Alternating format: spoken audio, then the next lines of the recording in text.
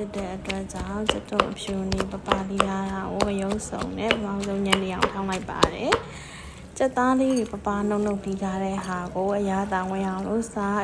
အရာချိုမုံနဲ့ပဲငယ်များရေးထည့်ပြီးတော့နှံ့နေအောင်ပေါ့နော်အရာတောင်ဝင်အောင်နေထားလိုက်ပါတယ်နောက်ပြီးတော့ကျက်သားစီတက်ဖို့အတွက်ခရမ်းညီလေးလေးထည့်သုံးထားရပေါ့နော်ခရမ်းညီလေးနှလုံးလောက်ကိုရေစေးပြီးတော့ပပနှုတ်စင်ထားပါတယ်နောက်ပြီးတော့တဲ့ကိုမီးပူပေးပြီးတော့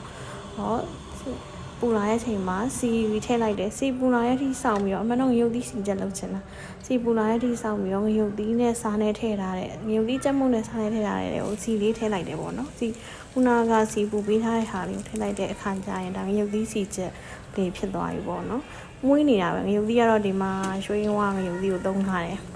ရွှေဝါရုပ်သီးကတော့ဒီမှာစားလို့အဆင်ပြေရပေါ့နော်နောက်ပြီးတော့ခုနက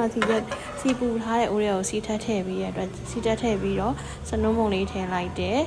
ကျက်သားစီတက်မှာဖြစ်တဲ့အတွက်ကြောင့်ကျက်တုံအရှင်နေထောင်းထားတဲ့ဟာလေးကိုဒီထဲကိုထည့်လိုက်တယ်ပေါ့နော်ကျက်တုံအရှင်နေထောင်းထားတာလေးစီလေးနဲ့နှံ့နေအောင်လို့ဒီဟာထောက်လာတဲ့အဖြစ်ပေါ့နော်နည်းနည်းလေးကျက်တုံနဲ့ကျက်တုံရှင်နေပြီးညှိုးသွားတဲ့အဖြစ်ကိုသူကကြော်လိုက်တယ်ပေါ့နော်ဒီမှာဆန်းခေါက်ပဲစားကြလားဝယ်စားရင်လည်းဈေးကြီးရဲ့ခါကျတော့ကိုယ့်ဘာနေကိုယ်ပဲအပင်ပန်းခံပြီးတော့ချက်စားလိုက်တယ်အယောင်လေးလာသွားအောင်အယောင်တင်မုတ်3လေးဆုံးလောက်ကိုထည့်ပြီးတော့နှံ့ဆက်သွားအောင်လို့တစ်ခါထပ်ပြီးတော့မှွေလိုက်တယ်သူကစီတက်လို့ရှိရင်အဲဒီကျက်တုံအဖြူအနီကိုလုံးဝ6သွားတဲ့အထိတက်လိုက်တယ်ဒါပေမဲ့ဆိုရင်စီတက်တဲ့အချိန်မှာပေါ့နော်ပစီဒီနဲ့နောက်ဆုံးကြံခဲ့တာမျိုးအဲ့လိုအဖြစ်ကြီးကိုတိတ်ပြီးတော့မကြိုက်ဘူးအားကြောင့်ခရမ်းညီလေးမထည့်ခင်ကိုကျက်တုံအဖြူအနီကိုနှံ့နေအောင်လို့စီတက်လိုက်တယ်အဲ့ဒါနည်းနည်းလေး6သွားပြီးဟိုဖြစ်လာပြီကျွန်မခရမ်းညီလေးထည့်လိုက်ခရမ်းညီလေးထည့်ခါမှာခရမ်းညီလေးနဲ့အဲဒီစီတက်ထားတဲ့ဟာနဲ့ကိုအရင်ဆုံးလှိမ့်နေအောင်နယ်လိုက်တယ်ပေါ့နော်နယ်ပြီးတော့ခရမ်းညီလေးကြေပြီးတော့ဒီခရမ်းညီလေးလိတ်သွားတဲ့အချိန်ကြီးရေမထည့်ဘူးသူစီနဲ့ပဲလုံးထားလိုက်တယ်သူအောင်လိတ်သွားကအနှစ်ထွက်လာပြီးတော့နောက်ဆုံးကြေသွားစီပြန်ပြီးတော့ခရမ်းညီလေးဖက်လေးလိတ်သွားတယ်စီပြန်လာပြီးဆိုတဲ့အခါကျတော့မှနှစ်ခါ3ခါလားအဲတော့9မိနစ်လောက်ထားပြီးတဲ့အခါကျတော့မှစုကနာနှက်ထားတဲ့အသားတွေကိုထည့်လိုက်တယ်ပေါ့နော်အသားထည့်ထားတဲ့ဟာနဲ့ထပ်ပြီးတော့ဒီအသားနဲ့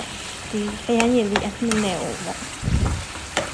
အသားရည်တက်တဲ့အထိစီလေးပြန်လာတဲ့အထိကိုထပ်ပြီးတော့15မိနစ်20လောက်တင်ထားလိုက်တယ်အိုက်တန်ရဲ့အချိန်တော်အတွင်းမှာဘာလုပ်လိုက်လဲဆိုတော့ပဲမုတ်မြန်မာဆိုင်ကနေဝယ်လာတဲ့ပဲမုတ်ကိုလေးစွန်းပေါ့နော်လေးစွန်းထည့်လိုက်တယ်ပဲမုတ်လေးစွန်းအမှန်တော့လူက3ယောက်လောက်စားမယ်ဆိုပြီးစိတ်ကူးထားတာအတွက်ကြောင့်ပဲမုံလေးစွန်းထည့်လိုက်တယ်ပဲမုံလေးစွန်းထည့်ပြီးရဲ့အခါကျတော့ခုနကျက်သားအိုးကိုပြန်ကြည့်လိုက်တော့ကျက်သားအိုးကတော့စီပြန်နေရနဲ့ကျက်သားအိုးကိုနည်းနည်းလေးထပ်ပြီးတော့ထားပြီးတော့ခဏထပ်ပြီးတည်ထားလိုက်တယ်စီပြန်လာတဲ့ဒီနည်းနည်းလေးအနှစ်လေးလိုချင်တာနဲ့ထပ်ပြီးတော့တည်ထားလိုက်တယ်သားကဒီတိုင်းတောင်ကြံလို့ရှင်သမင်းနဲ့စားလို့ရတော့မွေးနေရပဲမုံခုနကထည့်ထားတဲ့ရေထည့်ပြီးတဲ့အခါကျတော့ပဲမုံကိုပဲမုံစီလေးတွေကြေသွားတဲ့အထီကိုဇွန်းနဲ့ပေါ့နော်ခလောက်ပေးလိုက်တယ်ဒီမှာကနိုင်ငံခြားမှာရောက်တဲ့ခါကျတော့တခုခုဘာပဲလှုပ်ရှားခြင်းဘာပဲစားခြင်းကိုယ်တိုင်လုပ်တတ်မှဆိုတဲ့အခါကျတော့အကုန်လုံးကိုယ့်ဘာနဲ့ကိုလှုပ်ရှားနေရတာအခုတူဝူးနွေးရတော့ဒါပထမဦးဆုံးချိန်လှုပ်ချင်းပေါ့နော်တူဝူးနွေးရမ်းစားခြင်းနေရတယ်ဒီနေ့မြန်မာဆိုင်သွားပြီးတော့လိုအပ်တဲ့ပစ္စည်းတွေဝယ်ပြီးတော့ဒီနေ့စပြီးတော့ဆန်းလုပ်ကြည့်တာပေါ့နော်အဲ့လိုမျိုးရေထည့်ပြီးတော့ကြေလာအောင်မှွေပြီးတဲ့ခါကျတော့ဒီတူဝူးကို10မိနစ်15မိနစ်လောက်ကထားပြီးတော့မှပိုးရဲထည့်ပြီးတော့တူဝူးကိုစပြီးတော့ကြိုလိုက်တယ်တူဝူးကြိုတာကတော့မီးအေးလေးနဲ့ဒီမှာတော့ gas မီးပိုဆိုတော့ gas မီးပိုနည်းနည်းလေးပဲထားပြီးတော့နည်းနည်းလေးညောင်စေးကြားတဲ့အထိကြိုတာအရင်ပြအောင်လည်းမကြိုပြလို့ရှိရင်အပြန်ဘောနဲ့ပေါ့နော်အပြင်ကိုဆင်းပြီးတော့ပွားစီတက်ကုန်မှာဆိုတဲ့အတွက်ကြောင့်ကိုစားခြင်းနဲ့အနေအထားနောက်ပြီးတော့ပဲစိမ့်နှံ့ပြောက်သွားတဲ့အထိ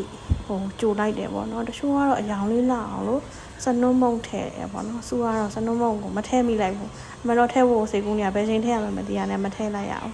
နောက်ဆုံးပြစ်လာတဲ့အထိကိုမယံမနာမှွေပေးလိုက်တယ်ပေါ့နော်နောက်ပြီးတော့သူကခုနကြည့်တဲ့အခါမှာအဲ့ဒါချက်တဲ့အခါမှာတဲ့ပြောင်းကော်ရီမုံနဲ့ထည့်ရတယ်ဆိုရင်ပြောင်းကော်ရီမုံလေးနည်းနည်းကိုလည်းဖြော်ပြီးတော့ပေါ့နော်အဲ့ဒီတိုးကြိုတဲ့တဲကိုလည်းပြောင်းကော်ရီမုံလေးနည်းနည်းထ ထည့်လိုက်တယ်အဲ့ကြတော့သူကနည်းနည်းစီးပိုက်မိုက်နေတဲ့မျိုးလေးပဲဟိုဖြစ်သွားတာပေါ့နော်ကိုကနေကိုရိုက်ရှင်ရတယ်ရှောက်ရိုက်နေရ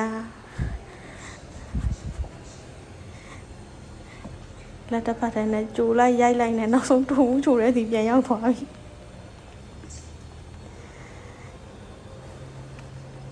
တူးဘူးလဲကြိုကင်မရာလဲကိုင်းနေ့က Saturday Sunday တနေ့ Monday 3ရက်ပိတ်တဲ့အခါကျကိုကနေကိုအိမ်မှာတယောက်တည်းရှိနေတဲ့အခါကျလှုပ်ရှင်နိုင်လို့ဒီလဲသွားမြန်မာဆိုင်သွားစားချင်တာရင်ဝဲလာတိုးဘူးလေးစားချင်တာနဲ့ကဲငါကမှလည်းငါတိုးဘူးလေးချက်မယ်ဆိုပြီးတော့ပဲတိုးဘူးလေးချက်ဖို့ကလိုအပ်တဲ့ပစ္စည်းတွေဝင်လာပြီးတော့ချက်တော့တိုးဘူးလေးနဲ့စားဖို့အဖက်ကိုတော့မြန်မာဆိုင်ကနေအမှန်တော့ဒါကွစ်တီကိုပဲလို့ပြောတာပဲထိုင်းရလာတဲ့တစ်စိတ်ပေါ့နော်အဲ့ဒီဟာကိုရေးစိမ်ပြီးတော့ပဲရင်းနှွေးပွားဆူရဲကိုထည့်လိုက်တယ်ဘလောက်မှမပြုတ်ရဘူးဒါလေးရသိလားခဏလေးပဲကြားတယ်ရင်းနှွေးပွားဆူရဲကိုထည့်လိုက်တာလေတန်းပြီးတော့ပြီးတော့အသားလေးရတယ်တော်တော်စားလို့ကောင်းတာဒါဒီအထုပ်ကိုမသုံးဘူးဒါပထမဆုံးချိန်တာစားဘူးရတော့သုံးဘူးတာပဲဒီဥစ္စာဒီကတော့တိုးဘူးလေးတို့ဘာလို့ဆိုမကြိုက်ဘူးပေါ့နော်ဒီရောက်မှပဲတိုးဘူးလေးစားခြင်းရတာနဲ့ရှမ်းခေါက်ဆွဲစားခြင်းရတာနဲ့အားကြတော့ရှမ်းခေါက်ဆွဲစားလဲကိုကနေကိုပဲစီချက်တက်ပြီးလှုပ်စားလိုက်တယ်နောက်ဆုံးခုနကတိုးဘူးလေးတွေကိုမိပူရမှာနဲ့ပူပေးထားတဲ့ဟာခုနရတဲ့အရှမ်းခေါက်ဆွဲအဖက်လေးတွေကိုထည့်လိုက်တယ်တိုးဘူးလေးတွေထည့်လိုက်တယ်နောက်ပြီးတော့တိုးဘူးလေးတွေကိုထည့်ရမယ်အစာပလာတွေအကုန်လုံးကိုလည်းတကူချင်းတွေထည့်လိုက်ရတာဒီမှာကကြက်သွန်အဖြူကစီချက်တက်ထားပြီးသားရောင်းနေပေါ့နော်ကိုကစီလိုချင်တဲ့အခါကျကြက်သွန်အဖြူတွေကိုစီပူလေးလောင်းထည့်လိုက်တာခုနကရုပ်သီးဟွာတဲ့ကိုရုပ်သီးလော်တဲ့ကိုစီထည့်ထားတယ်ရုပ်သီးစီချက်နောက်ပြီးတော့မြေပဲကြံလေးထည့်လိုက်တယ်ဒီပဲနောက်ပြီးတော့မှစဉ်းစားငါဘာထည့်ဝကြံနေလဲကြက်သားစီချက်ထည့်ထားတဲ့ဟာကြံလေးတယ်ဆိုပြီးတော့ကြက်သားစီချက်ထည့်ထားတဲ့ဟာအင်းကြီးမှာဆိုတော့ကြက်သားစီချက်ဘူးကိုပြေးယူလိုက်ပြီးတော့မှကြက်သားစီချက်ဘူးကိုထည့်လိုက်တယ်ကြက်သားစီချက်ဘူးကိုထည့်လိုက်တယ်ကြက်သားစီချက်လေးထည့်